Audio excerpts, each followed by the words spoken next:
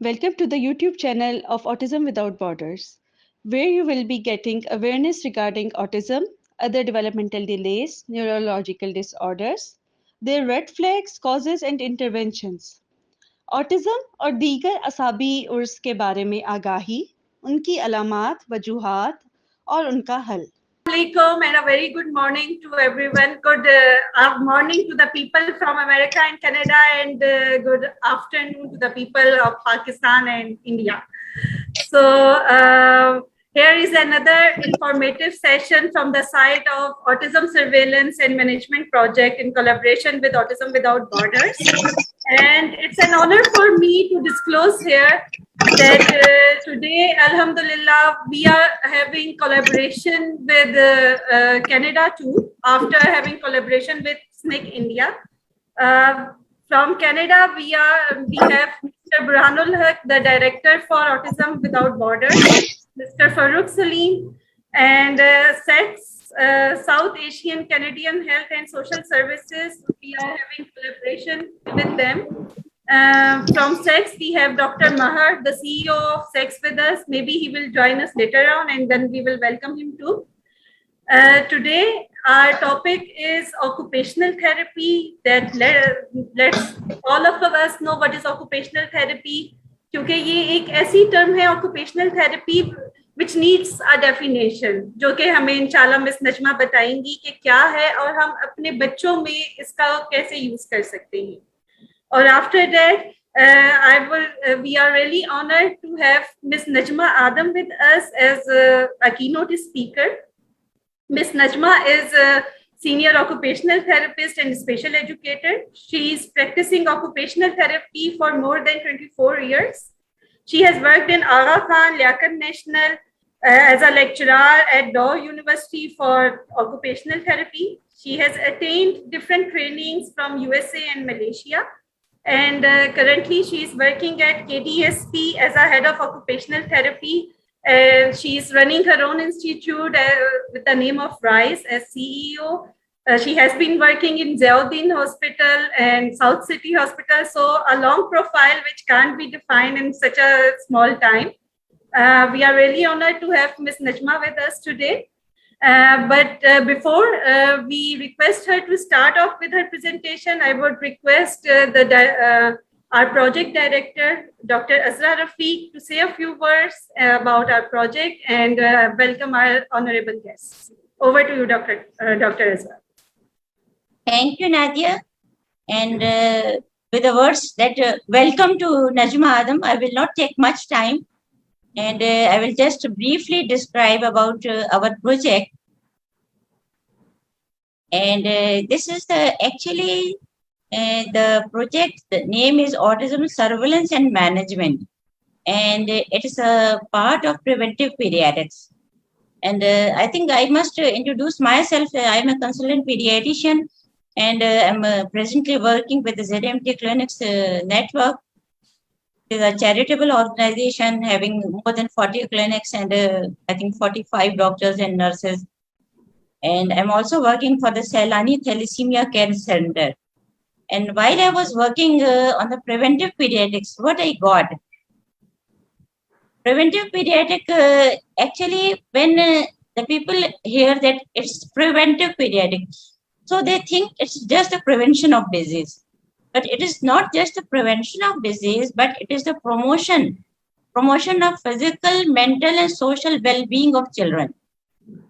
कि preventive paediatric में सिर्फ बीमारियों से बचाव नहीं होता, बल्कि जिस्मानी, ज़हनी और सोशल कि वो बच्चा जो है हमारी सोसाइटी का हिस्सा हो. तो ये तीनों चीजें जब मेरे जहन में आई कि how I can implement it and how I can practice it, तो फिर मुझे ऑटिज्म का ख्याल आया कि ऑटिज्म में जो है सोशल वेलबींग और मेंटल हेल्थ दोनों चीजें हैं. और mental health is the most neglected I think field, क्योंकि फिजिकल तो फिर भी हम लोग बहुत मेहनत कर लेते हैं, लेकिन जो है मेंटल हेल्थ पे हम लोग इतना टाइम नहीं देते हैं.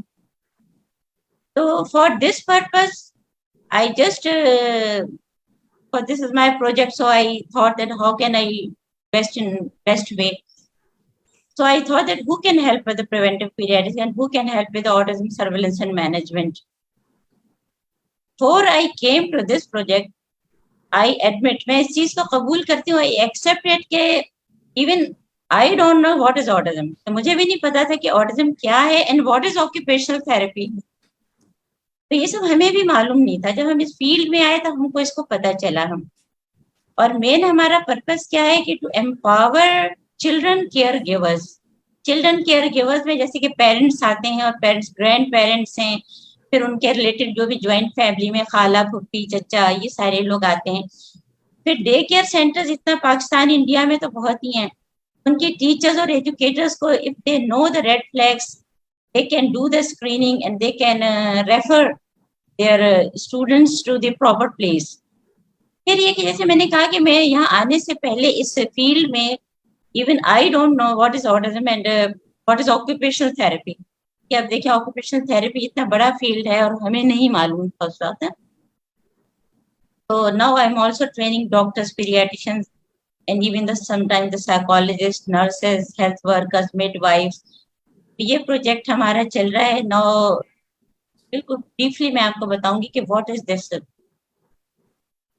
Autism surveillance and management we are doing under the umbrella of autism without border education and support services and mister Burhanul Haq is here and he is the director of autism and I think doctor Maher have joined it because अब हम लोग जो है कैनरा के साथ भी collaboration start कर लिया है और मिस्टर डॉक्टर महर जो हैं वो South Asian Canadian community health center के सीईओ हैं. तो अगर हमारे पास टाइम होगा तो in the end we can take the input of mister Burhan and doctor Mahar.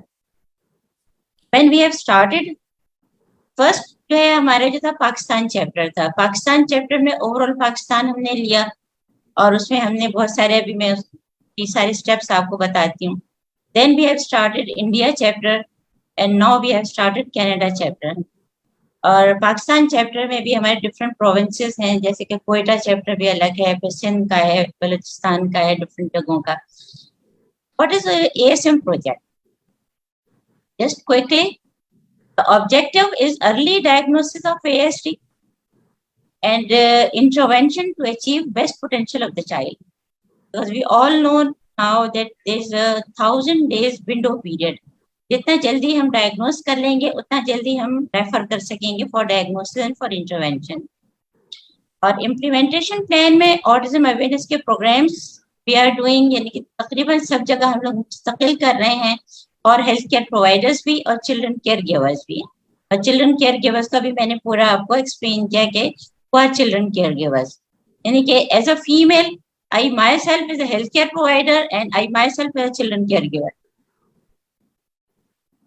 And the first step is the awareness. You can see it. Then second step is the training for the ASD screening in toddlers. अभी हम क्या कर रहे हैं कि toddlers पे focus कर रहे हैं, और अगर इंडिविजुअली कोई रेड फ्लैग्स आते हैं तो फिर हम चाइल्ड और एडल्ट में भी देख लेते हैं, लेकिन being a pediatrician we are focusing on toddlers. और क्योंकि कई जगहों पे वेल बेबी क्लिनिक से स्टार्ट कर दिया है ZMT क्लिनिक्स में, तो उसमें हम बहुत monitoring, developmental screening and ASD screening start कर दी है. Then we refer for the diagnosis and for the intervention and for the rehabilitation, then we do the follow up. तो ये बिल्कुल सिंपल ब्रीफली मैंने जो है पूरा प्रोजेक्ट बता दिया है कि अगर हम स्टेप वाइज चलते हैं तो मेन हमारा पर्पस क्या है कि to empower parents, grand parents and all the children care giver. So with these words, I think hand over to Nadia to welcome Najma Adam. Thank you so much, Dr. Azra. इंशाल्लाह हम लोग कोशिश करेंगे कि bilingual जाएं उर्दू में, क्योंकि हमारे ज़्यादातर पेरेंट्स जो हैं उनके लिए इजी हो समझना, और इंग्लिश में हमारी स्लाइड्स हैं. फिर भी आप लोगों को कोई भी इशू हो तो आप चैट में लिख सकते हैं. बाकी I will request all the participants कि आप अपने जो भी क्यूरीज हैं, क्वेश्चंस हैं, वो आप अपने कमेंट बॉक्स में लिख दें, चैट बॉक्स में, ताकि हम at the end of the session we will try our level best to take all the queries, and Ms. Najma will request Ms. Najma to address them. For now, without wasting much time, I will request and welcome Ms. Najma for her presentation. Over to you, Ms. Najma. Assalamu alaikum. Thank you so much for inviting me. Let's just quickly start. Oh, okay, so my first slide is what is occupational therapy? Ms. Najma, please a bit louder. Okay, so let's just talk about what is occupational therapy and how it can benefit children. So हमारी एक federation है occupational therapist की जिसे वूफट कहा जाता है या world federation of occupational therapist. इसकी डेफिनेशन के हिसाब से अकॉर्डिंग टू वूफट हमारा जो भी हमारी वेलबींग या हमारा जो ऑक्यूपेशन है या हम जो प्रमोट करते हैं हेल्थ को, हमारा मेन पर्पस ऑक्यूपेशनल थेरेपी में इंडिपेंडेंस है और फंक्शनैलिटी की तरफ हम देखते हैं, चाहे वो किसी भी एज ग्रुप का। Can you make a bit louder? Yes. Can you hear me now? Yes, a Can you little hear me better, now? but not very good. What about others? Is it okay? Yes, yes. Oh, okay, सही है। So, occupational therapy एक health care profession है जिसका main concern जो है वो promote करना है हेल्थ को और वेल बीइंग को थ्रू ऑक्यूपेशन के जरिए।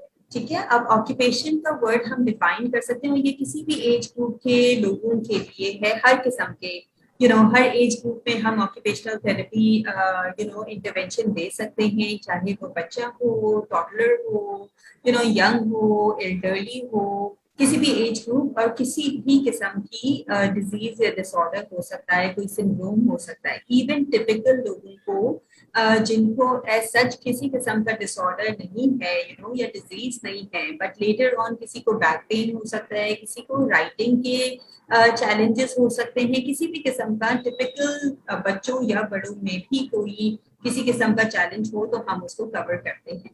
सो बेसिकली यहाँ ऑक्यूपेशन का वर्ड यूज किया है ऑक्यूपेशनल थेरेपी में और इसका मतलब है activities. Occupation means activities and therapy means treatment. तो ये एक ऐसी ट्रीटमेंट या एक ऐसा इंटरवेंशन है जो कि एक्टिविटीज के थ्रू कराया जाता है। ठीक है, सो नेक्स्ट स्लाइड ये है कि हमारे क्या है एरियाज ऑफ ऑक्यूपेशन, और according to American occupational therapy association जिसे हम योगा कहते हैं, उसमें इन्होंने क्लियरली डिफाइन किया है कि हमारे एरियाज जो है वो वर्क आता है जिसमें हम किसी भी किस्म का काम कर रहे हैं, चाहे खवातीन घर के काम कर रहे हैं या खवातीन और मर्द हजरात बाहर जाकर कोई जॉब कर रहे हैं। फिर आता है प्ले बच्चों के लिए बहुत इम्पोर्टेंट है और एक ऑक्यूपेशन का काम करता है, मतलब बच्चों का जो ऑक्यूपेशन है वो प्ले है। प्ले के जरिए वो बहुत सारी चीजें सीखते हैं और उसी प्रोसेस को इम्प्लीमेंट करते हैं आगे जाके letter.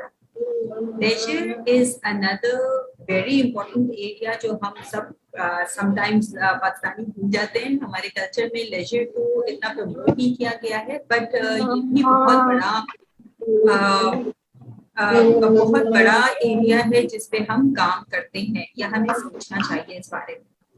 Then comes education. Obviously, education is very important. ना सिर्फ typical बच्चों के लिए बल्कि atypical बच्चों के लिए भी education is very important. Daily living.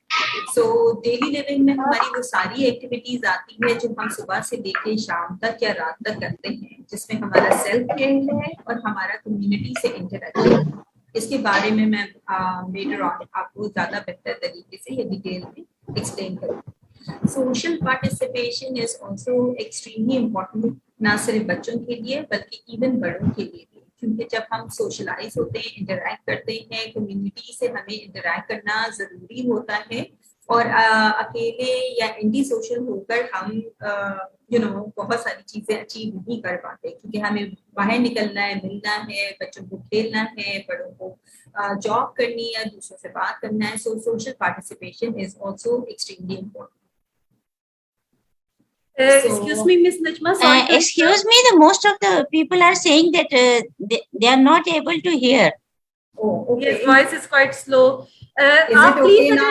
उतार दें ये हेडफोन्स तो अभी आप ही प्रेजेंट करेंगी तो कोई इशू नहीं है, फिर उसके बाद आप लगा लीजिएगा जब क्वेश्चन टाइम होगा। अच्छा ठीक है। अच्छा, can you hear me now? Is it okay? No ma'am, not much. अच्छा ठीक, अच्छा सही है, okay. So is it okay now? Can you hear me? Can you hear मी?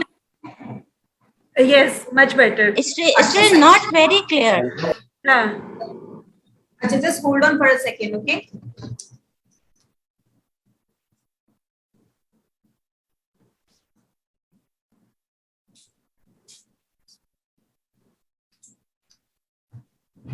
अच्छा, is it okay now? Is it Yes. better?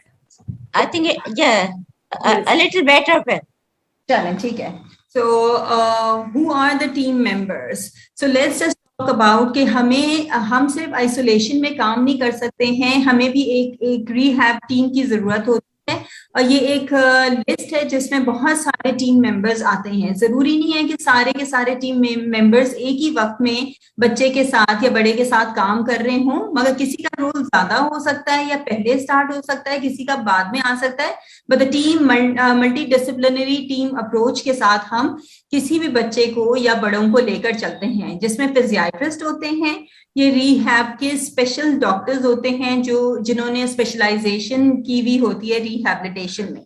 और of course हमारे doctors होते हैं, बच्चों की बात करें तो पीडियाट्रिशियन होते हैं, पीडियाट्रिक न्यूरोलॉजिस्ट हो सकते हैं, और ऑब्वियसली हमें ऑक्यूपेशनल थेरेपिस्ट चाहिए होते हैं, फिजिकल थेरेपिस्ट चाहिए होते हैं, स्पीच एंड लैंग्वेज पैथोलॉजिस्ट के साथ हम बहुत क्लोजली काम करते हैं, साइकोलॉजिस्ट होते हैं जो हमें डायग्नोसिस करके देते हैं, क्योंकि उनका मेन काम है ऑटिज्म के बारे में या ADHD के अगर हमारे पास क्लाइंट्स आते हैं तो उनको डायग्नोज करना। इवन साइकाइट्रिस्ट की बहुत बड़ी अहमियत होती है, और कभी कभार ऐसी डायग्नोसिस आती हैं जैसे कि ADHD, और समटाइम्स ये होता है कि हमें बच्चों को जरूरत होती है उनकी हाइपर एक्टिविटी को कंट्रोल करने के लिए, और समटाइम्स अगर वो किसी किस्म की मेडिसिन प्रिस्क्राइब करते हैं जो कोई उनका काम होता है तो वो हमें भी हेल्प आउट कराती है हमारी थेरेपीज में।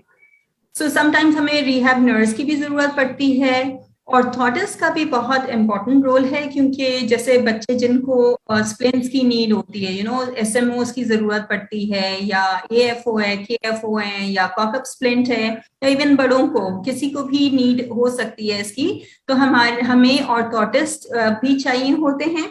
पाकिस्तान में भी समटाइम्स हम कुछ जगहें ऐसी हैं जहां पर स्प्लिंट्स ऑक्यूपेशनल थेरेपिस्ट बनाते हैं, बट समटाइम्स हमारे यहाँ ऑर्थोटिस्ट भी इस पर काम करते हैं। So we also need vocational counsellors, obviously social workers बहुत इम्पोर्टेंट हैं, डाइटिशियन का बहुत इम्पोर्टेंट रोल आता है हमारे रिहैब में, एंड ऑब्वियसली स्पेशल एजुकेटर्स। तो स्पेशल एजुकेटर्स वो स्पेशलिस्ट होते हैं या वो टीम मेंबर होते हैं जो बच्चों के साथ काम करते हैं, उनके IEP प्लान करके बना के देते हैं, करिकुलम डिजाइन करते हैं, अगर किसी किस्म की ऑल्टरेशन या मॉडिफिकेशन की जरूरत होती है तो इनकी भी बहुत इम्पोर्टेंट रोल है या नीड पड़ती है हमें। Okay, so where does occupational therapist work? ये भी बहुत इंपॉर्टेंट क्वेश्चन है और हमें पता होना बहुत जरूरी है, क्योंकि अगर हम सिर्फ बच्चों की बात करें तो हमें मोस्टली क्लिनिक्स में नजर आते हैं, या स्कूल सेटअप में नजर आते हैं, या कम्युनिटी सेटिंग में नजर आते हैं, प्राइवेट क्लिनिक्स में समटाइम्स नजर आते हैं। बट ऑक्यूपेशनल थेरेपिस्ट का रोल बहुत वास्ट है। हम सिर्फ फिजिकल एस्पेक्ट नहीं देख रहे होते बल्कि साइको सोशल एस्पेक्ट भी देखते हैं। सो हमारा रोल बहुत इंपॉर्टेंट होता है जब हम हॉस्पिटल में काम कर रहे होते हैं, NICU में जब बच्चे पैदा होते हैं, उसके बाद किसी किस्म के कोई चैलेंजेस आ रहे होते हैं तो उनको हम देखते हैं। एडल्ट्स में या इवन बच्चों में जब स्ट्रोक होता है तो स्ट्रोक यूनिट में हमारा काम बहुत इंपॉर्टेंट होता है। स्टेप डाउन जब कार्डियक कोई कंसर्न आता है तो उसमें भी हमारा बहुत इंपॉर्टेंट रोल है। हैबिलिटेशन एंड रिहैबिलिटेशन सेंटर्स में भी हम काम करते हैं। आर्म फोर्सेस में बहुत जरूरी होता है, क्योंकि समटाइम्स एम्पुटेशन के केसेस आ रहे होते हैं बच्चों में या बड़ों में, तो हम उसको भी एड्रेस करते हैं। अब हम यहाँ बच्चों की जब हम बात करते हैं तो मेन स्ट्रीम स्कूल और स्पेशल स्कूल, इन दोनों में हमें जो है ऑक्यूपेशनल थेरेपिस्ट की जरूरत रहती है। और हम इस चीज पे बिलीव करते हैं कि जैसे ऑटिस्टिक अगर बच्चे जिनको ऑटिज्म है या डाउन सिंड्रोम के हैं या किसी भी स्पेशल नीड्स के साथ हैं, उनको मेन स्ट्रीम स्कूल्स में अगर एडमिशन मिले और उनको वहां पर अपॉर्चुनिटी मिले तो वो ज्यादा बेहतर तरीके से परफॉर्म कर सकते हैं।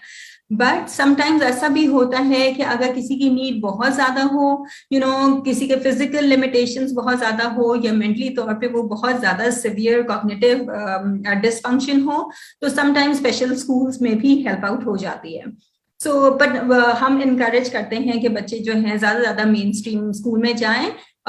समटाइम्स ये होता है कि उनको कोई रिसोर्स टीचर या स्पेशल एजुकेटर चाहिए होती हैं ताकि वो उनको हेल्प आउट कर सके 1-on-1 बेसिस में।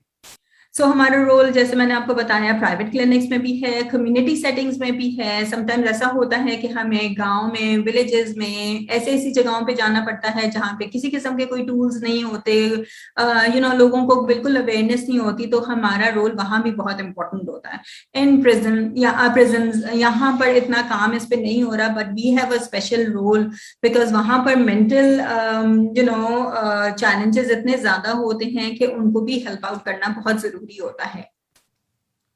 So what are the conditions which benefit from occupational therapy? इसको मैंने आसान बनाने के लिए 2 हिस्सों में डिवाइड किया है, जिसमें एक फिजिकल एस्पेक्ट आता है और एक साइकोसोशल एस्पेक्ट आता है। फिजिकल साइड में अगर हम देखें, फिजिकल का मतलब ये है कि किसी भी किस्म का कोई फिजिकल जो कि नजर आने वाली लिमिटेशन हो या कोई चैलेंज हो, जो कि बच्चों में भी हो सकता है, हम सीपी बच्चों में देखते हैं, डाउन सिंड्रोम में देखते हैं, ऑटिज्म में होता है, ADHD और बहुत सारे ऐसी चीजें हैं, मस्कुलर डिस्ट्रॉफी है और बहुत सारे ऐसे केसेस हैं, इवन फ्रैक्चर्स के केसेस, किसी भी किस्म के कंडीशन जिसमें फिजिकल चैलेंजेस आ रहे हैं बच्चों को। या फिर बड़ों में भी हमारा बहुत इंपॉर्टेंट रोल होता है, एडल्ट्स में, जैसे कि फ्रैक्चर के केसेस हैं, रोमेटोलॉजी के केसेस आते हैं, कार्डियक हैं, न्यूरोलॉजी है। कोई ऐसा एरिया नहीं है जिसमें हम काम नहीं करते। एंड ऑफ कोर्स जीरियाट्रिक्स में, एल्डरली में, यहाँ अल्लाह का शुक्र है पाकिस्तान में इतने नर्सिंग होम्स नहीं हैं। हमारे यहाँ का कल्चर और सिस्टम ऐसा है कि हमारे जो बड़े होते हैं वो हमारे घरों में ही रहते हैं और वहीं उनकी थेरेपीज भी होती हैं या बाहर जाकर कर रहे होते हैं हॉस्पिटल्स वगैरह में। मगर बाहर के मुल्कों में हमने देखा है कि नर्सिंग होम्स होते हैं जिसमें ऑक्यूपेशनल थेरेपिस्ट का भी बहुत इंपॉर्टेंट रोल होता है, जहाँ वो एडमिट होते हैं, जहाँ वो रहते हैं और वहाँ अपनी थेरेपीज करवाते हैं। Not only occupational therapy but also other therapies are also available. दूसरा एस्पेक्ट जो मैं आपको बता रही थी वो है साइकोसोशल, जिसके अंदर ना सिर्फ सोशल एस्पेक्ट हम देखते हैं बट इनफैक्ट हम साइकोलॉजिकल पॉइंट ऑफ व्यू या इमोशनल नीड्स या मेंटल चैलेंजेस अगर किसी के साथ होते हैं तो उनको भी देखा जाता है। तो उसमें हम काउंसलिंग कर रहे होते हैं या कोई डाइवर्जनल एक्टिविटी रखते हैं क्लाइंट्स के साथ ताकि वो अपना माइंड डाइवर्ट कर सकें, या stress management and relaxation techniques पर भी काम किया जाता है। अब जिस तरह से मैं आपको बता रही थी कि पीडियाट्रिक्स में हमारे पास न्यूरोलॉजी के काफी केसेस आते हैं, डेवलपमेंटल डिले, जिन बच्चों के एज अप्रोप्रिएट टास्क जो उनको कर लेने होते हैं वो नहीं कर पाते हैं। मे बी नेक होल्डिंग है, सिटिंग है, स्टैंडिंग है, वॉकिंग है, या मे बी राइटिंग है, या फाइन मोटर स्किल्स के काम, कोई भी ऐसे काम जो कि डिलेज हो रहे हैं उसको हम देखते हैं, वो इसी के अंडर आते हैं हमारे।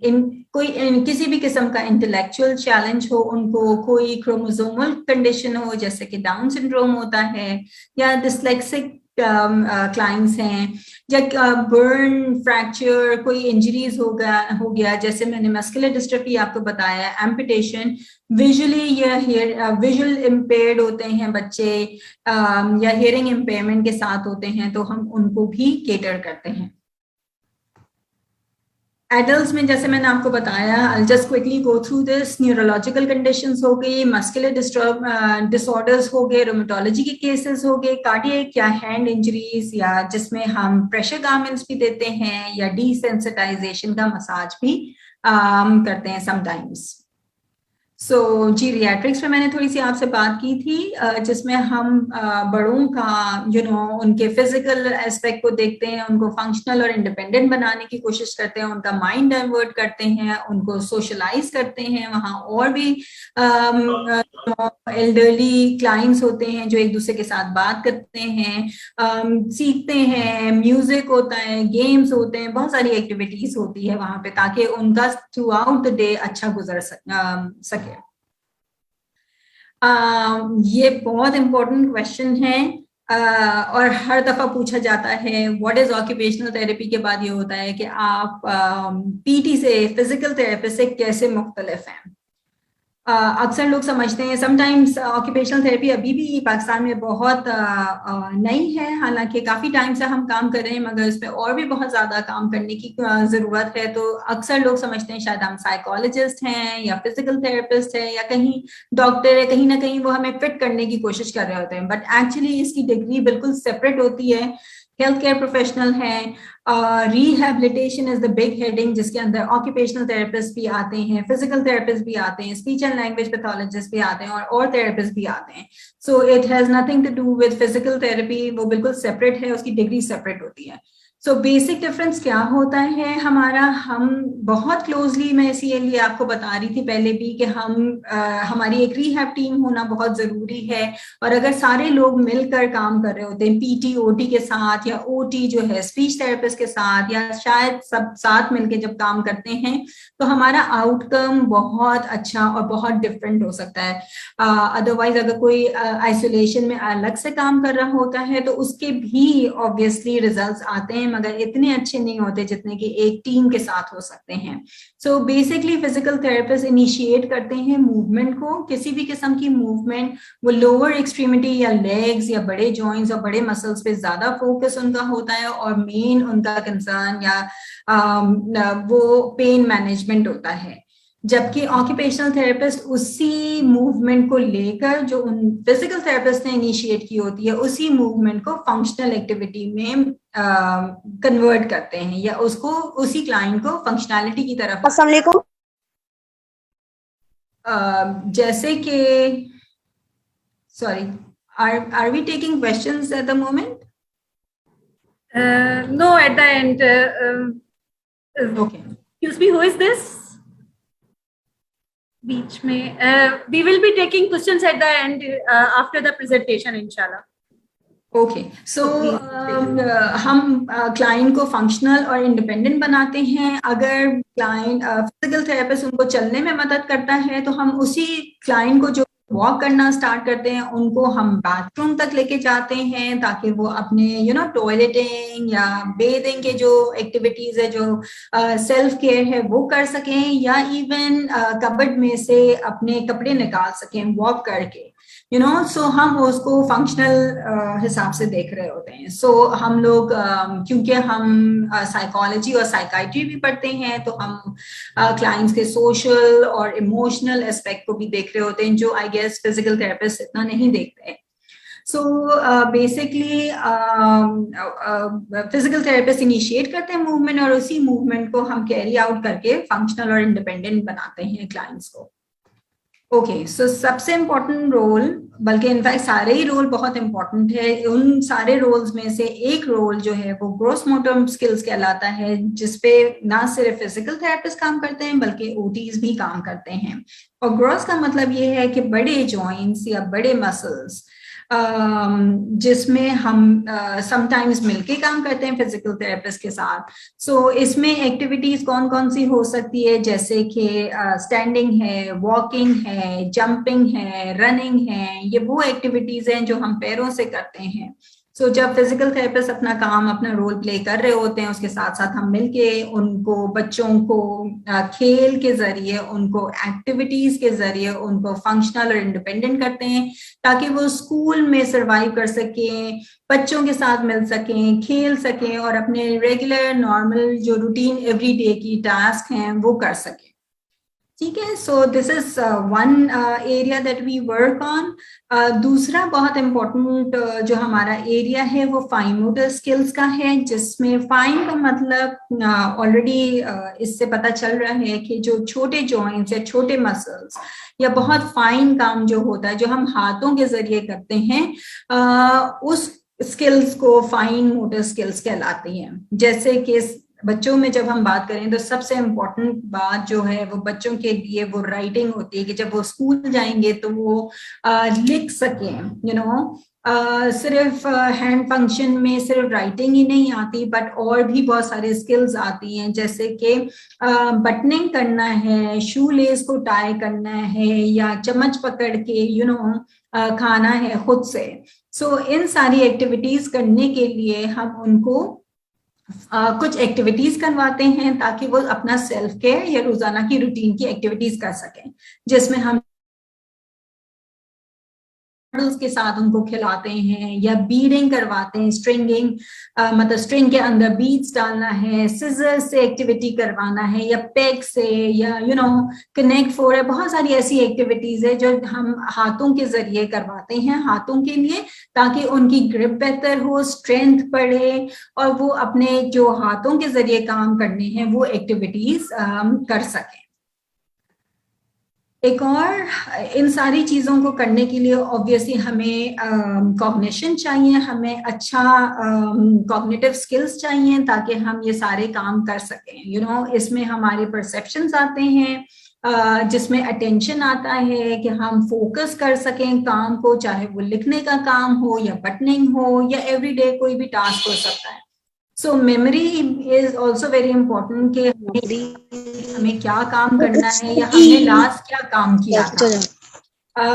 डायरेक्शंस बहुत इंपॉर्टेंट है कि हमें पता होनी चाहिए कि हमारी क्या डायरेक्शंस है। बॉडी की अवेयरनेस, कि हमारी बॉडी के बारे में हमें पता हो, हमारे बॉडी पार्ट्स के बारे में पता हो, हमें राइट एंड लेफ्ट की डिस्क्रिमिनेशन पता हो। और विजुअल स्पेशल अवेयरनेस, के हम अपनी विजन के साथ चीजों को देख सकें और अवेयर हो सकें कि आसपास चीजें क्या हैं। सो इन सारी चीजों के लिए हमें अच्छी कॉग्निटिव स्किल्स चाहिए, जो कि हम उनको एज अप्रोप्रिएट एक्टिविटीज करवा के सिखाते हैं। ओके, सो समटाइम्स हमारे पास, इनफैक्ट ज्यादातर बच्चे हमारे पास जो आते हैं बिहेवियर्स के साथ आते हैं, और ये बहुत इम्पोर्टेंट एस्पेक्ट है जो हम देख रहे होते हैं। और कोई भी टास्क करने के लिए, चाहे वो फाइन मोटर स्किल्स हो या ग्रॉस मोटर स्किल्स हो या कॉग्निटिव स्किल्स हो या कोई भी और एक्टिविटी जो हम करवाना चाह रहे हैं, अगर बच्चे का बिहेवियर मैनेज नहीं होगा, वो हमारी बात नहीं सुनेगा, या उसके बिहेवियर जो है वो एक अप्रोप्रिएट नहीं होंगे, तो ऑब्वियसली फिर वो किसी भी किस्म का काम नहीं कर सकेगा। इवन अगर उसको आता भी होगा, वो कर सकता भी होगा, मगर क्योंकि उसके इतने बिहेवियर्स होंगे, चैलेंजिंग बिहेवियर, तो उसको बिठाना खाना मुश्किल हो जाए। सो उसके लिए जरूरी है कि हम एक, क्योंकि हमने साइकोलॉजी भी पढ़ी थी, जो है बिहेवियर को मॉडिफाई करते हैं, ना सिर्फ हम अपने थेरेपी के सेशंस में कर रहे होते हैं, बल्कि मदर्स को एम्पावर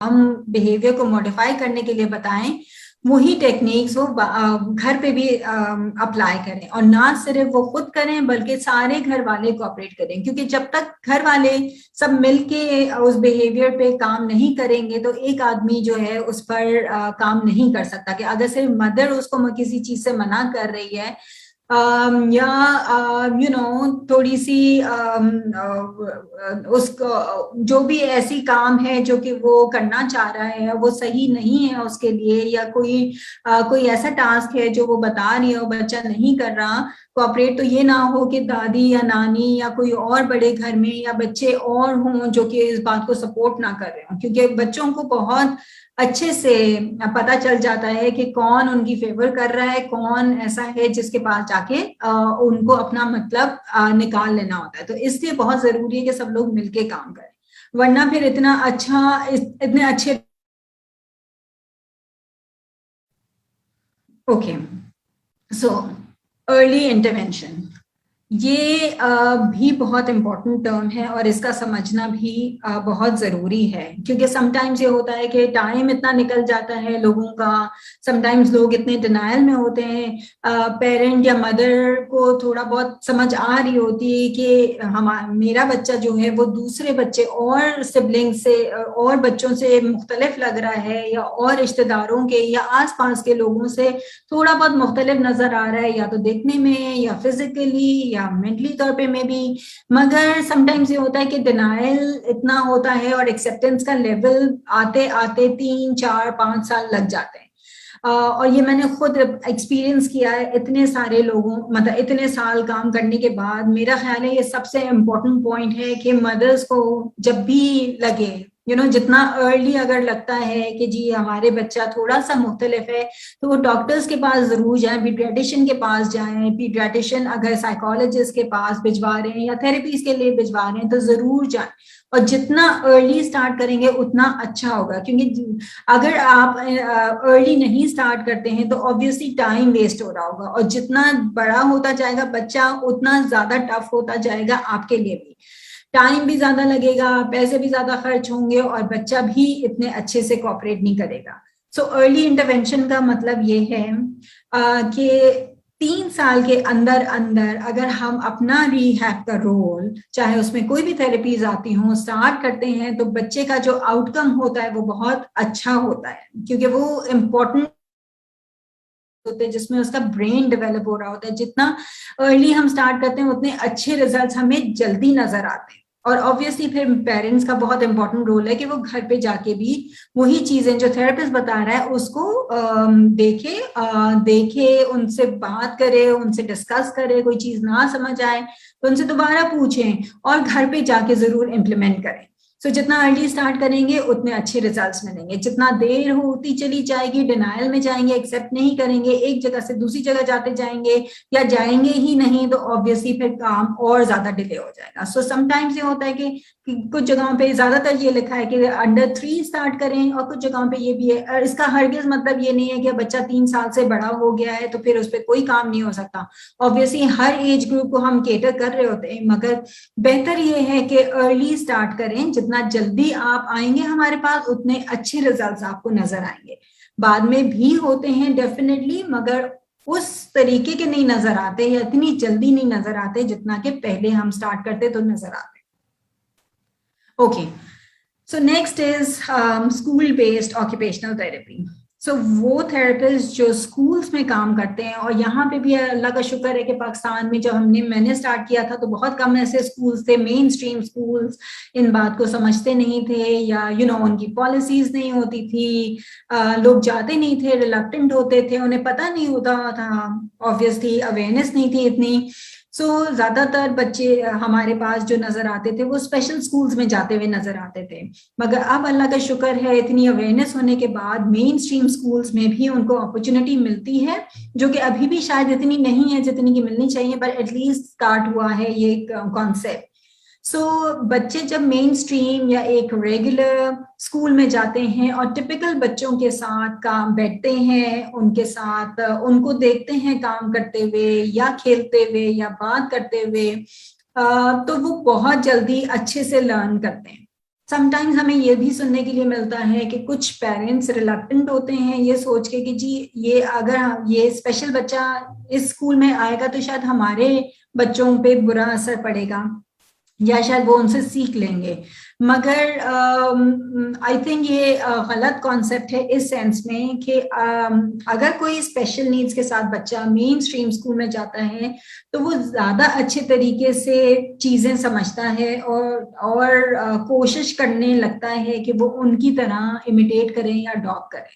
तो उसमें बेसिकली स्पेशल नीड्स के बच्चों का बहुत फायदा होता है और टिपिकल बच्चों का भी फायदा होता है, क्योंकि उनको भी पता होना चाहिए कि डिफरेंसेस होते हैं और उनको भी एक्सेप्ट करना आना चाहिए बचपन से, ताकि उनको ये समझ आए कि यही दुनिया है, इसी में रहना है, कभी किसी के साथ ये हो सकता है, कभी किसी के साथ हो सकता है, कभी सिवियर केसेस आ सकते हैं, कभी कुछ भी है, मगर उनको भी एक्सेप्टेंस आनी चाहिए कि इस किस्म के लोगों को ये ना समझें कि जी इनकी कोई अलग दुनिया होगी। ऑब्वियसली हम सबको मिलके साथ ही रहना है, और जितना अच्छा एक दूसरे के साथ इंटरेक्शन होगा, सोशल इंटरेक्शन और एक्सेप्टेंस होगी, उतना अच्छा रहेगा एज अ सोसाइटी।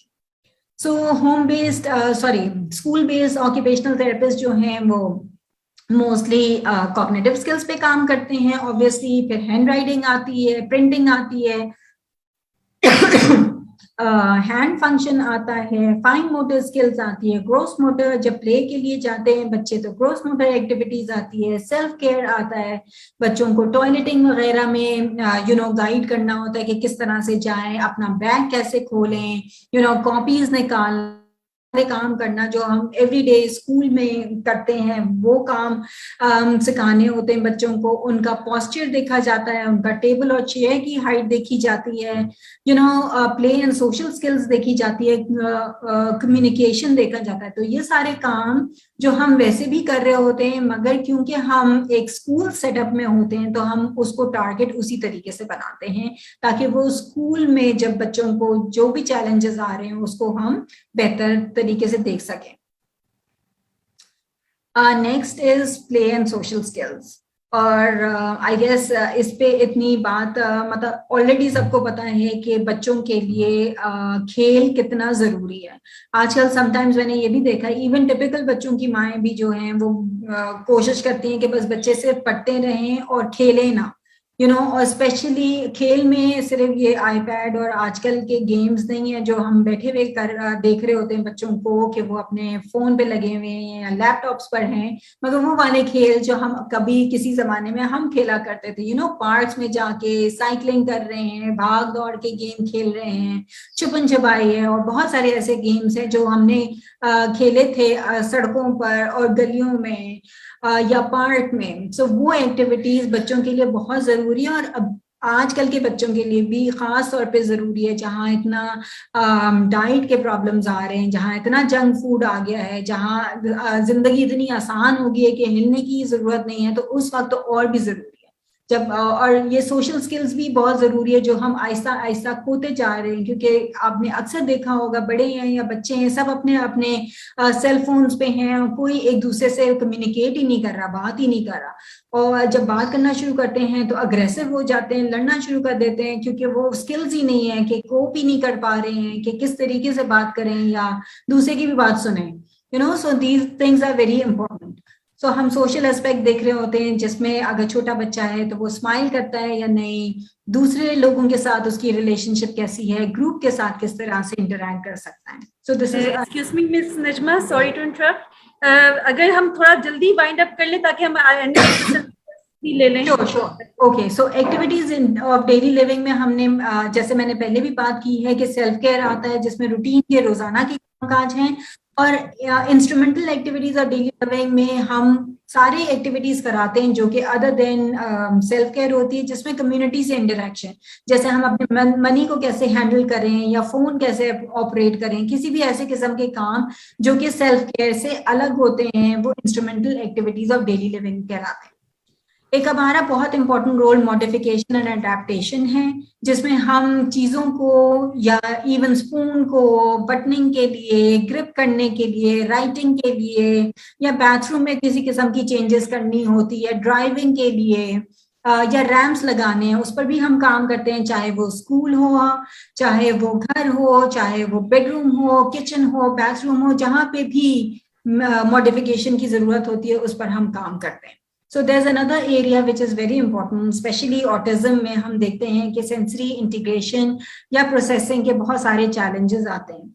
So हमने अभी तक यही पढ़ा था और सुना था बचपन में कि हमारे 5 सेंसेस होते हैं, जब हम ऑक्यूपेशनल थेरेपिस्ट बने तो हमें पता चला कि 7 सेंसेस होते हैं। सो वेस्टिबुलर सेंस भी बहुत इंपॉर्टेंट है हमारे बैलेंस के लिए, प्रोप्रियोसेप्शन भी बहुत इंपॉर्टेंट है जो कि हमारे मूवमेंट बताता है, पोजीशन बताता है हमारी जॉइंट्स की और हमारी। सो this is also very important, और ये बहुत ईजिली ऐसा है कि जब इन्वायरमेंट से या मुख्तलिफ जगहों से जब हमें सेंसरी इनपुट मिल रहा होता है हमारे ब्रेन में, सो अगर हमारी प्रोसेसिंग जो कि सेंट्रल नर्वस सिस्टम में या ब्रेन में हो रही होती है वो अगर सही होती है प्रोसेसिंग, तो आउटपुट जो होता है वो अप्रोप्रिएट होता है। अगर आउटपुट सही नहीं है, इसका मतलब है कि प्रोसेसिंग सही नहीं हो रही है। ठीक है, तो इसमें ये एक बहुत बड़ा एरिया है जिसपे हम काम करते हैं, चाहे विजुअल हो, हियरिंग हो, किसी भी सेंसेस पर। फिर इसकी बहुत प्रॉपर असेसमेंट की जाती है, इसका डाइट प्लान, सेंसरी डाइट बनाई जाती है जिसमें ब्रशिंग की जाती है, जिसमें लाइट्स यूज करते हैं, जिसमें स्विंग्स यूज करते हैं, जिसमें च्यूई ट्यूब्स होते हैं, बहुत सारी ऐसी चीजें होती है जो हम बच्चों के साथ बिन्स बनाते हैं और पेंट्स करवाते हैं ताकि जो है उनके सेंसरी जो प्रोसेसिंग सही नहीं हो पा रही है जिस भी एरिया में, उस पर हम डाइट प्लान बना के उस पर काम करते हैं। बट जब हम ये काम करते हैं, इट्स वेरी इंपॉर्टेंट, ना सिर्फ हमारे लिए, हम तो ट्रेंड होते हैं इस कामों में, बट समटाइम्स मैंने ये भी देखा है कि और स्पीच थेरेपिस्ट या मे बी पीटी या और लोग इस पर काम करना शुरू कर देते हैं। But this is very specialised area जहाँ हमें नेगेटिव साइड इफेक्ट्स भी मिल सकते हैं। बच्चे को वॉमिटिंग हो सकती है, या ओवर स्टिमुलेट हो सकता है, या सीजर की कोई एक्टिविटी हो सकती है, या किसी भी किस्म के प्रॉब्लम्स आ सकते हैं। तो हमें बहुत केयरफुल होके ये थेरेपी प्लान की जाती है, और ये नॉन टेक्निकल लोग जिनका इसमें कोई रोल नहीं है या कोई और प्रोफेशनल है वो इस काम को ना करें। और पेरेंट्स को अगर सिखाएं तो प्रॉपर तरीके से सिखाकर उनको गाइड करेंगे इसको घर में कैसे करना है। सो मेंटल हेल्थ पे मैं थोड़ी सी ऑलरेडी बात कर चुकी हूँ। बच्चों बड़ों सबके लिए बहुत इंपॉर्टेंट है, स्पेशली बच्चों के लिए बहुत इंपॉर्टेंट है, क्योंकि अभी तक लोग यही समझते हैं कि बच्चों को किसी किस्म का कोई एंजाइटी, कोई डिप्रेशन, किसी भी किस्म का कोई प्रॉब्लम नहीं आता। बट एक्चुअली उनको होता है, मगर वो एक्सप्रेस नहीं कर पाते हैं, या हम उसको एड्रेस नहीं कर सकते, या एड्रेस नहीं कर रहे होते, या समझते नहीं है इस बात को। सो अगर हम ऑक्यूपेशनल थेरेपी को एट अ ग्लैंस देखें तो हम उनको जॉब्स के लिए प्रिपेयर करते हैं। बच्चों को हम जो सिखाते हैं ताकि वो आगे चल के अपनी अपनी लिविंग अर्न कर सकें, जॉब कर सकें कोई। उनको प्री वोकेशनल या वोकेशनल ट्रेनिंग देते हैं ताकि समटाइम्स टाइपिंग करवा सकें, रेडियो पे या टीवी रिपेयर कर सकें, कोई भी ऐसा काम जिसमें वो इंटरेस्टेड हों और वो कर सकते हों, ताकि वो अपनी जॉब बरकरार रख सकें, कुछ काम कर सकें अपने लिए और दूसरों के लिए। सो जॉब की काउंसलिंग भी होती है और सिखाया और समझाया जाता है कि कौन सी जॉब उनके लिए बेहतर रहेगी। सो इन सारी चीज़ों का मकसद ये होता है कि हम हॉस्पिटल का अगर कोई स्टे है तो उसको शॉर्ट कर सकें, occupational therapist long term effects को मिनिमाइज कर सकें, अर्ली काम करें ताकि ज़्यादा से ज़्यादा बेनिफिट कर सकें लोग और हम उनको सेल्फ सफिशिएंट बना सकें। सो हम हर किस्म के लोगों के साथ काम करते हैं, all kind of people. So her age group में काम किया जाता है और हर किस्म के डिजीज, डिसऑर्डर या चैलेंजेस को हम डील करते हैं। सो अगर हम क्विकली देखें, ओवरव्यू करूं तो ADLs हमारा काम है gross motor, fine motor, sensory integration, cognitive, play and social, challenging behaviour and adaptation and modification. So occupational therapist assess करते हैं एवरीडे लिविंग पे, caring for yourself, returning to work and resuming community activities. And thank you so much. I hope मैंने बहुत ज्यादा rush नहीं किया। Thank you so much miss Najma. I know कि आपने कितनी जल्दी गो थ्रू किया, और obviously it's a lengthy topic, occupational therapy, and it requires quite a lot sessions अगर हम एक फील्ड को लेके चले। लेकिन इतने छोटे से स्पैन में सब चीजों को इतनी ब्यूटीफुली कवर किया आपने। We are really grateful to you. I know start में थोड़ी सी वॉइस का इशू आया, लेकिन उसके बाद आई होप के सबने उसको कूप अप कर लिया और उन्होंने अंडरस्टैंड कर लिया। तो रियली ग्रेटफुल टू यू। और हमारे पास क्वेश्चंस भी आए हुए हैं, तो हम जल्दी कोशिश करते हैं कि उनको एड्रेस कर लें। हम यही कोशिश करते हैं हमेशा अपने तमाम सेशंस में कि एक जनरल से क्वेश्चंस लें, ताकि क्योंकि ऑब्वियसली इतना टाइम नहीं होता कि हम पर्टिकुलर एक केस को ले सकें। ऐसे क्वेश्चंस जिनसे सबको फायदा हो सके। तो एक तो ने पूछा था कि आपने लेजर टाइम फॉर एंजॉयमेंट जो बताया था उसको, क्योंकि उससे शायद आवाज कम थी तो समझ नहीं आया था, तो उसको थोड़ा सा आप एक्सप्लेन कर दें। अच्छा, एक्चुअली हम जब ऑक्यूपेशनल थेरेपिस्ट काम करते हैं तो हम लेजर एक्टिविटीज को भी अपना पार्ट बनाते हैं, चाहे वो बच्चे के लिए हो या बड़ों के लिए हो। तो leisure is also very important, क्योंकि हम हर वक्त काम नहीं कर सकते हैं, हमें आराम की भी जरूरत होती है। शायद ये हमारे कम्युनिटी में हम आराम ज्यादा करते हैं और काम कम करते हैं, तो शायद ये फिट नहीं आता वैसे, but actually leisure activity is also very important, कि हम लेजर को भी फोकस करें, हम आराम भी करें, मे बी हम ट्रैवल करें और अपने आप को एक्टिविटी करें और फिर ब्रेक दें, एक्टिविटी करें और ब्रेक दें, ताकि हम बेहतर तरीके से जो है वो काम कर सकें। बिल्कुल, thank you so balance much. Lifestyle के लिए हमें जरूरी है कि हम लेजर पे भी फोकस करें। जी, अच्छा, एक है कि ओटी कॉग्निटिव स्किल्स कैसे इम्प्रूव कर सकते हैं? ओके, सो ये अगेन बहुत वास्ट टॉपिक है, इसमें एज, डायग्नोसिस और बहुत सारी चीजें जरूरी होती है कि पता हो, बट इन जनरल जैसे मैंने आपको कुछ पॉइंट्स बताए थे वहां पे, कि हम फोकस करते हैं अटेंशन पे, मेमोरी पर, परसेप्शन पे, फिगर ग्राउंड के परसेप्शन हो सकते हैं, कि मे बी चीजें बहुत सारी चीजें कमरे में पड़ी हुई है, बट फिर भी बच्चे की विजन भी सही है मगर फिर भी उसको नजर नहीं आ रहा। अगर आप कहें जूते ले आओ या कोई बैग ले आओ या कोई चीज ले आओ, तो हो सकता है कि उसको फिगर को ग्राउंड से डिफरेंशिएट ना कर पा रहा हो। तो परसेप्शन का हो सकता है, किसी भी ऐसी किस्म का जिसमें कॉग्निटिव स्किल्स उसकी पूरी प्रॉपर असेसमेंट की जाती है। डायग्नोसिस पता होना, एज पता होना बहुत जरूरी है। सो जब हमें ये सारी चीजें पता होती है तो हम उसी एज जो उनका लेवल होता है उसी लेवल से हम स्टार्ट करते हैं। जैसे कि कुछ एल्डर भी बच्चे होते हैं, लाइक 18 इयर्स वगैरह की एज के, और वो फोकस नहीं कर पा रहे होते हैं, अटेंशन नहीं दे पा रहे होते टास्क पे, तो उस पर क्या किया जा सकता है? थोड़ा सा बीच राइट, सो अगर थोड़े बड़े हैं, एडल्ट की एज में पहुंच गए हैं और फोकस और अटेंशन नहीं है, तो कुछ फोकस करने की स्ट्रेटजीज होती हैं, जैसे कि छोटा कमरा हम सजेस्ट करते हैं कि उसमें बैठ के वो अपना काम कर सकें, बहुत सारा डिस्ट्रैक्शन ना हो, मे बी टीवी ना हो या सेल फोन ना हो या और बहुत सारे लोग आसपास में गुजर ना रहे हों। अगर कोई टेबल टॉप की एक्टिविटी करनी है, मे बी उनको लिखना है या कोई और काम करना है, तो उनके टेबल पे इतना क्लटर नहीं होना चाहिए, ताकि उनको ये ना हो कि बहुत सारी चीजें पड़ी गई जिसकी वजह से डिस्ट्रैक्ट हो रहे हैं। और फिर आहिस्ता आहिस्ता जाहिर है जब असेसमेंट होगी तो हमें स्पेसिफिक एरिया पता चलेगा कि उनको कितना अटेंशन का वाकई चैलेंज है, तो उस हिसाब से टाइमर रख के उनका फोकस बढ़ाया जा सकता है। तो बहुत सारी स्ट्रेटजीज हैं छोटी छोटी जो हम कर सकते हैं, जो उनको एक्सरसाइज करवा सकते हैं, जिनसे उनका फोकस और अटेंशन बेहतर हो सके। Thank you so much.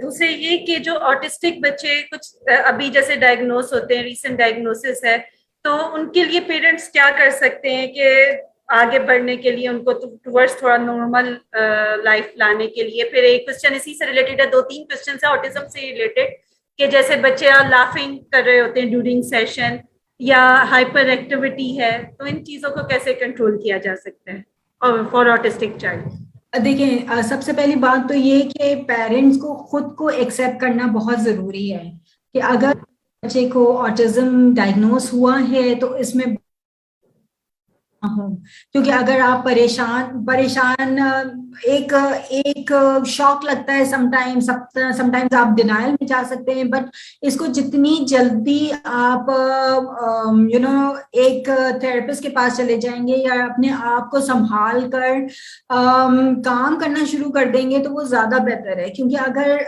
इस चीज को एक्सेप्ट नहीं करेंगे, समटाइम डायग्नोसिस के बाद भी लोग बहुत डिनायल में होते हैं। तो सबसे पहले आई थिंक पेरेंट के लिए बहुत जरूरी है कि इस चीज को एक्सेप्ट करें, बच्चों को छुपाए ना।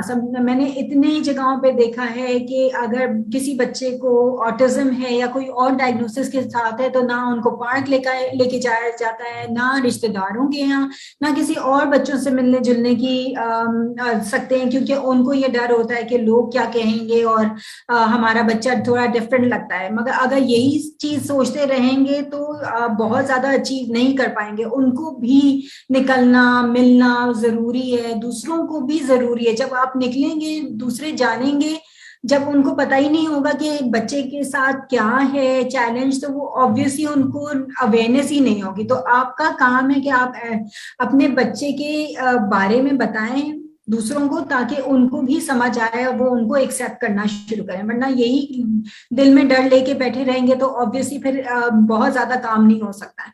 सो पहला काम तो ये है कि प्लीज एक्सेप्ट करें अपने बच्चे को, और दूसरों को भी इस लेवल पे लेकर आए कि वो एक्सेप्ट करना शुरू करें, अवेयरनेस दें और लोगों को भी बताएं। This is absolutely important. बाहर लेके जाएं बच्चों को, दूसरे बच्चों से मिलने जाएं, दें लोग बोलने के लिए तो बहुत सारे लोगों को, इवन टिपिकल बच्चों के लिए या बड़ों के लिए क्या कुछ नहीं बोलते, मगर हम ये तो नहीं है कि घर में बैठ जाते हैं और कुछ काम नहीं करते, सो उनको भी एक रूटीन में जैसे दूसरे बच्चों को, रेगुलर बच्चों को देखते हैं, इसी तरीके से आप उनको भी लेके चलें। पहली बात तो ये।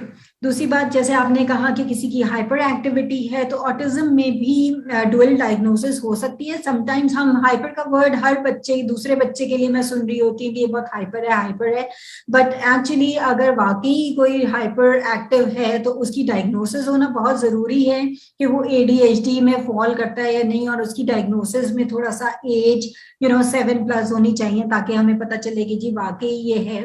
मगर जब तक हमें वेट करने की जरूरत नहीं है, थेरेपीज हम स्टार्ट कर सकते हैं। सो कोई अगर बहुत ज्यादा हाइपर एक्टिव बच्चा लग रहा है तो उसकी एनर्जी को रिलीज करना बहुत जरूरी है, और ये काम बहुत अच्छे से जब हो सकता है जब बच्चे को क्रॉस मोटर एक्टिविटीज करने के लिए आप कहीं ले जा सकते हैं, पार्क में इतना एक्टिविटी करवाएं कि वो थक जाए और फिर वो रिलैक्स होके फोकस कर सके। सो हम मोस्टली ये देख रहे होते हैं कि घरों में छोटे घर होते हैं, अपार्टमेंट में चलने फिरने और घूमने फिरने की जगह नहीं होती। सो हाइपर एक्टिविटी इस तरह से भी कंट्रोल की जा सकती है। फिर ऑब्वियसली इंडिविजुअल केसेस देखा जाता है कि बच्चे में कितनी हाइपर एक्टिविटी है, क्योंकि इसके भी फॉर्म्स हैं कि माइल्ड है या मॉडरेट है या सिवियर है। जी, और एक है कि ऑडिटरी सेंसिटिविटी अगर है तो इसके लिए क्या कर सकते हैं? I know you must be tired. No, that's fine. Actually, auditory sensitivity है, और बच्चा अगर कानों पे हाथ रख रहा है तो हमें उसको उसकी बहुत सारी स्ट्रेटजीज हो सकती है। फिर वही बात है कि डिपेंड करता है, पहले तो उसकी असेसमेंट होगी और फिर पता चलेगा कि जी कितनी है और क्या है। उसको आहिस्ता आहिस्ता एक्सपोज करना होता है। अगर वो अपने कानों पे बार बार हाथ लगा रहा है तो वो उसके लिए रियल है। हमारे लिए शायद पंखे की आवाज इतनी ना हो, हमें ना लगे या हम इतना डिस्ट्रैक्ट ना हो, मगर उसके लिए शायद वो साउंड या इतना ज्यादा सेंसिटिव है कि उसके लिए बर्दाश्त करना मुश्किल है। सो एक तो इस बात को एक्सेप्ट करना कि वो ऐसे ही नहीं कर रहा। अगर डायग्नोसिस आपकी असेसमेंट के बाद पता चलता है कि वाकई है, सो वी हैव टू सी कि ओके ऐसे बिहेवियर नहीं सेंसरी रिलेटेड है, तो फिर हम उसको कोई हेडफोन्स इस तरह के वो जो नॉइस कैंसिलेशन फोन्स होते हैं वो दे सकते हैं, ये फोन्स जो होते हैं वो दिया जा सकता है। और आहिस्ता आहिस्ता बच्चे को एक्सपोज करना होता है ताकि वो रेगुलर रूटीन की तरफ आ सके, तो वो स्टेप बाय स्टेप किया जाता है। बिल्कुल, डिसेंसिटाइजेशन बहुत जरूरी है। एक है कि how can treat a child with visual and vestibular problems. अच्छा, this will take how much time, because the vestibular problems are like hearing aid because in the beginning we most of the time advise the wear a hearing test. So if there is a problem then we advise hearing aid. जी बिल्कुल। And likewise I think the visual. जी so auditory, जैसे जब भी हमारे पास कोई भी बच्चा आता है तो हम उनका बैरा टेस्ट जरूर करवाते हैं, और विजन का टेस्ट कराना बहुत जरूरी होता है। समटाइम्स हमें महसूस नहीं होता या पता नहीं चलता, शायद समटाइम्स होता माइल्ड होता है, मे बी एक में होता है और दूसरे में कम होता है, और बच्चा देख रहा है या सुन रहा है मगर हमें इतना अच्छे से अंदाजा नहीं हो सकता। हमें लग रहा होता है कि वह सुन भी रहा है, देख भी रहा है, मगर जब टेस्ट होता है तो जाहिर है कि उसमें ज्यादा क्लियर बेहतर पिक्चर पता चलती है। सो टेस्ट तो ये मस्ट है, क्योंकि वेस्टिबुलर सिस्टम जो है हमारे इनर ईयर में ही लोकेट हुआ है, और अगर किसी बच्चे को हियरिंग का है चैलेंज तो जाहिर है कि वो उसको बोलने की भी सलाहियत थोड़ी सी डिले होगी और ऑब्वियसली वेस्टिबुलर भी होगा। बट अगर उसकी हियरिंग सही है, बैरा टेस्ट करवा लिया है, कोई सेंस आपको नहीं लग रहा कि हियरिंग से रिलेटेड है, तो वो सेंसरी हो सकता है, क्योंकि उसमें जरूरी नहीं है कि हियरिंग भी इन्वॉल्व हो। सो अगर वेस्टिबुलर अगर उनका है तो हम डिपेंड करता है कि वो हाइपर सेंसिटिव है या हाइपो सेंसिटिव है.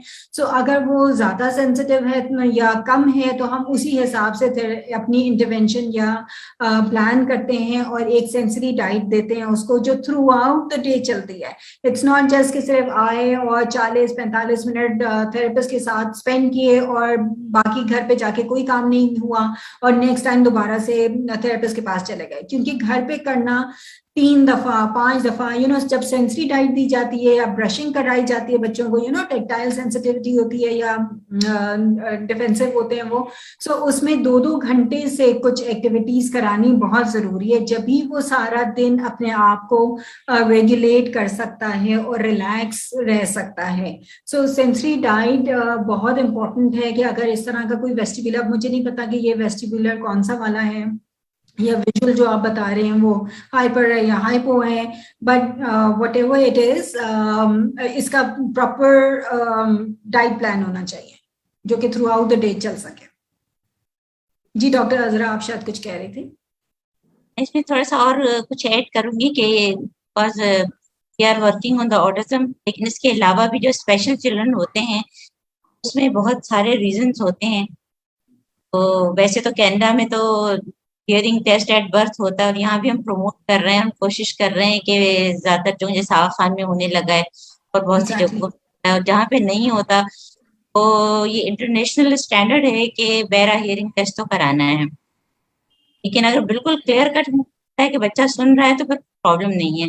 अच्छा, इसके अलावा भी क्योंकि we are talking about the special children, not only the autistic ना, तो उसमें जो सेरेब्रल पैल्सी होती है, जो मोटर डिसफंक्शन होता है, उसमें बाज दफा मेनिंजाइटिस एनकेफेलाइटिस के बाद जो है बच्चों में इस तरह की टेम्पररी और परमानेंट हियरिंग लॉस या विजुअल लॉस होता है. हालांकि उनका इंटेलेक्चुअल इम्पेयरमेंट नहीं होता, उनके दूसरे प्रॉब्लम्स नहीं होते, लेकिन ये हो सकता है ना. उसके बाद फिर हम लोग कराते हैं. तो ये जाहिर है कि बहुत वाइड सब्जेक्ट है, लेकिन ब्रीफली यही. बिल्कुल. नादिया, हमारे पास if you have time we can invite doctor Maher to give his input about the session. Yeah, sure. And about the collaboration. Yes, we truly welcome Dr. Mahar, and it is a great honor for us that you joined us, sir, from Canada at this point of time. Like 8 a.m. is too early, obviously, for anyone. So, sir, if you could say a few words about the session and our collaboration.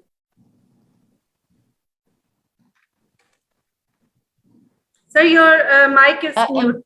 No, we are not able to hear. Yes, I think I'm on mute now.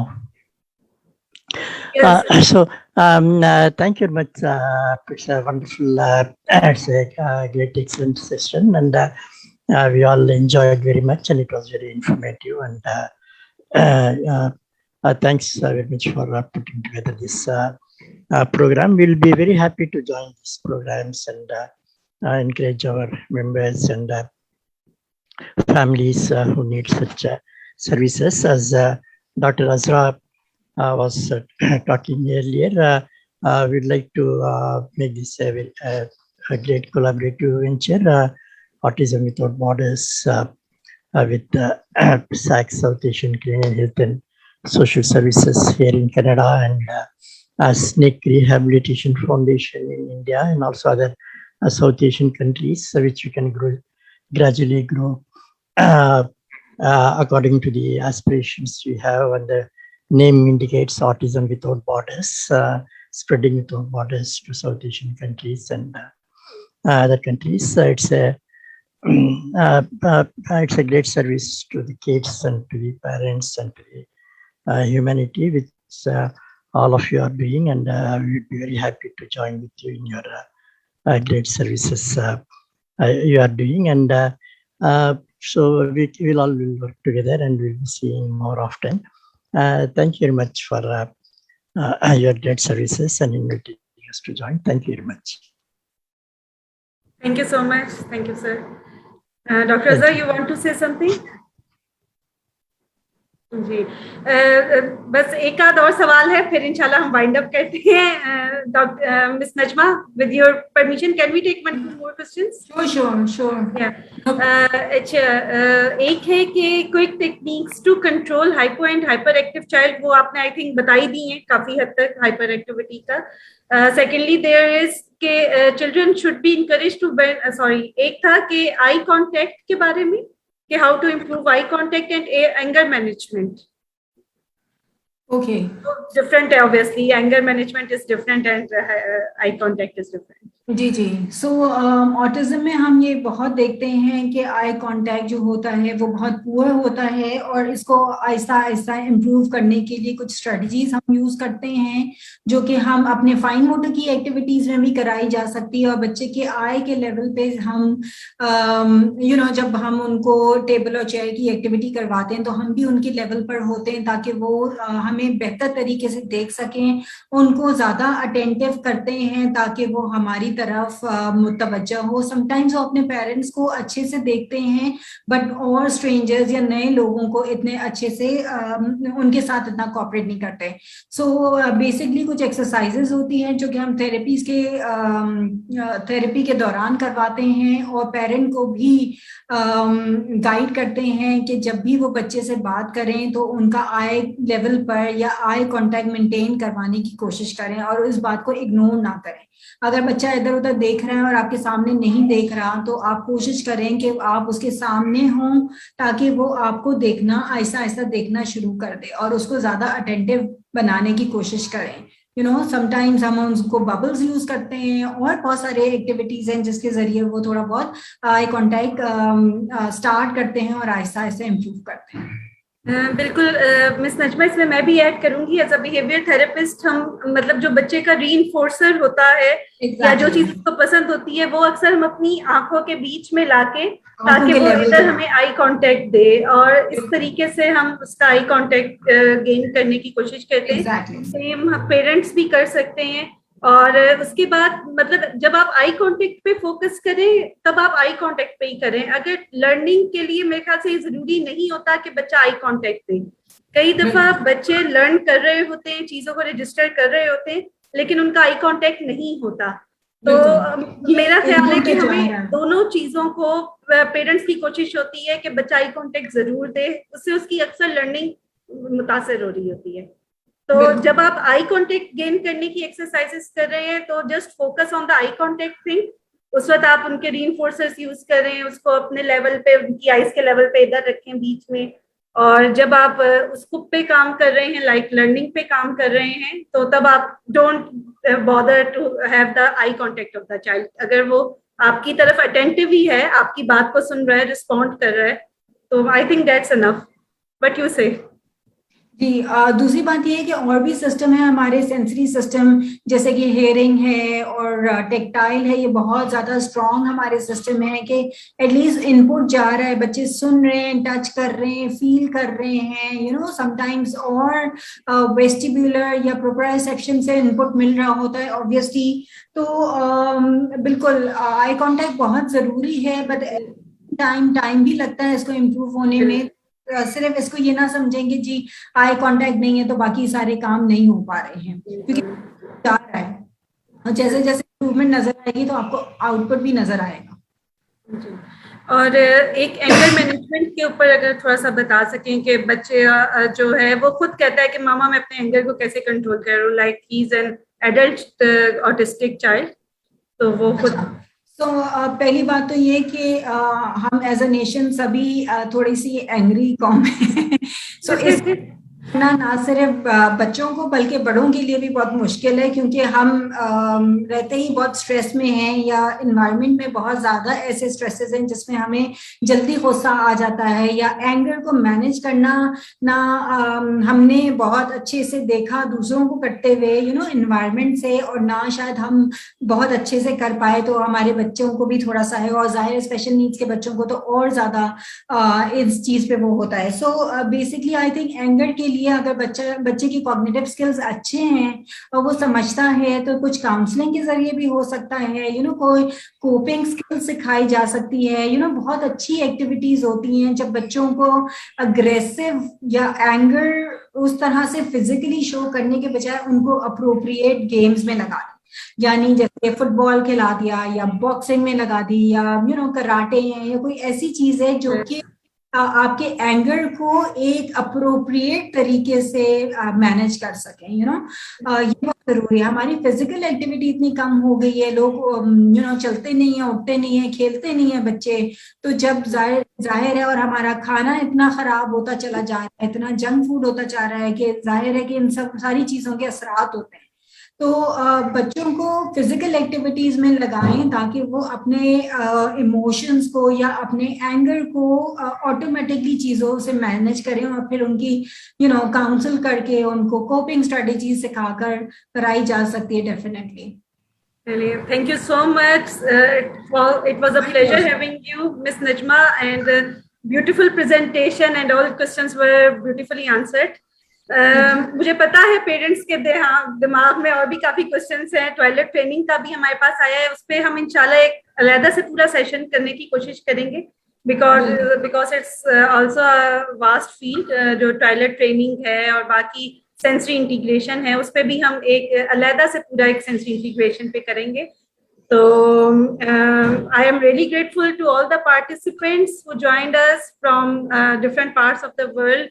Secondly, to all the guests, respected guests from Canada, America, UAE, India, everyone. And most importantly, again, a great thanks to Ms. Najma Adam for taking out some time from your schedule and just take this awareness session.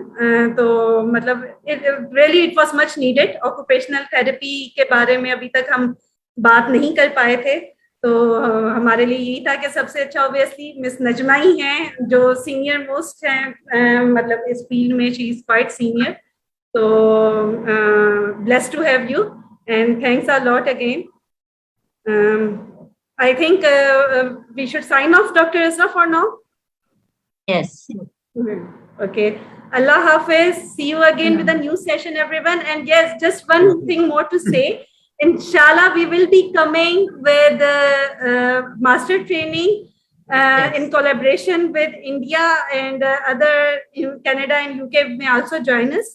Master trainers will be training will be there for people, 3 days workshop sort of a thing.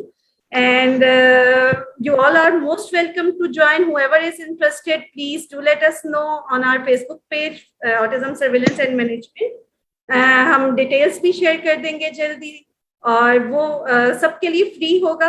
आप लोगों को training मिलेगी about the diagnosis and this intervention और screening के बारे में, and that will be free, और ताकि आप लोग आगे वॉलंटियर वर्क कर सकें अपनी ईच वन के साथ, आप आगे और लोगों को बेनिफिट कर सकें, पेरेंट्स को बेनिफिट कर सकें। तो यही हमारा पर्पस है इस प्रोजेक्ट का, और जिसके लिए हमने ये सोचा है। And we are really grateful to miss Harshali from Snick India who was also there with us today too, कि उन्होंने हमारे साथ इस वेंचर में हैंड्स ज्वाइन किए हैं। So thank you Ashley. Yes, thank you. So it's my pleasure, and we are blessed to have you on our platform in India. Thank you so much, and thanks a lot, everyone. Thanks for your time. Bye bye. Allah Hafiz. Allah Hafiz.